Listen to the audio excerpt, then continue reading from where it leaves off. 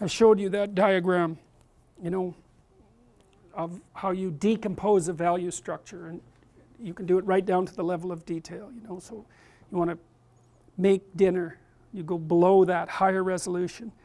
You cut up vegetables, you move your arm, it decomposes all the way, differentiates down all the way to skill. You put these skills together and you represent them with abstract concepts. I can make dinner, I can take care of my family, I can undertake this job at work. That makes me a decent father. That's part of being a good being a good person. The question is, what's at the pinnacle of that, at the upper end of the abstraction hierarchy, because these things should be organized all the way up into a complete hierarchy. What does it mean to be a good person? Well, it means, we've walked through it, it means you win the set of games, you go out into the world and explore, and you bring back what you've found, and you build yourself out of it, and you share it with other people. That's an old story. That's no different than the story of the collective hunt. It's exactly the same thing, right? You build yourself into someone that can have a long-term relationship with someone of the opposite sex, generally speaking, so that you can bring children into the world and turn them into exploratory heroes and stabilize the state. That's what should be at the top, and that thing that's at the top, it's the same thing. It's the integration of all of those things into the same thing, and that's the same as the sun, that's the same as the halo, it's the same as the thing that emerges from the belly of the whale.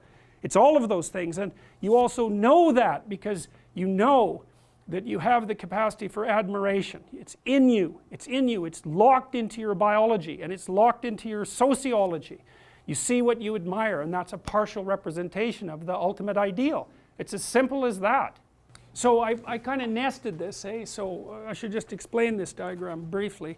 So it was a map I tried to make in some sense of my own identity. I mean, just using myself as an example of someone typically situated in society. So, you know, I have this role, which is kind of a high resolution role. I'm a father and a husband, and I also run a business, and so the father and husband thing is sort of nested inside of that because it's dependent on my economic success to some degree.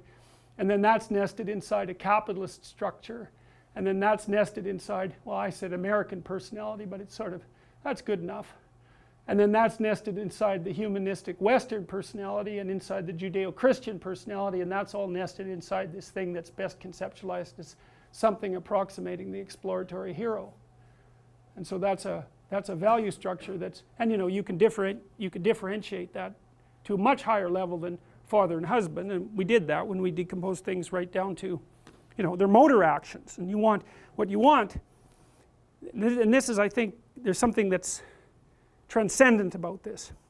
You want all those things stacked up so they're all operating properly at the same time, all the way up and all the way down, and I don't even know how far down means. Like, if you get all those things together, your physiology be organized and oriented properly too.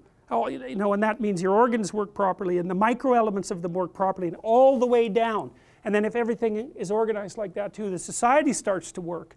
And everything starts to organize itself along a horizontal axis where each level of the structure supports every other level. And you can feel that, I believe. That's what you feel when you're engaged in doing something meaningful. You can feel those things coming together. And you can also feel like that as a kind of strength. It pushes you forward instead of pulling you backwards. So, and I think that our nervous systems are very sophisticated, and they orient us in time and space, and they can tell us when they're in the right place at the right time, and people love that.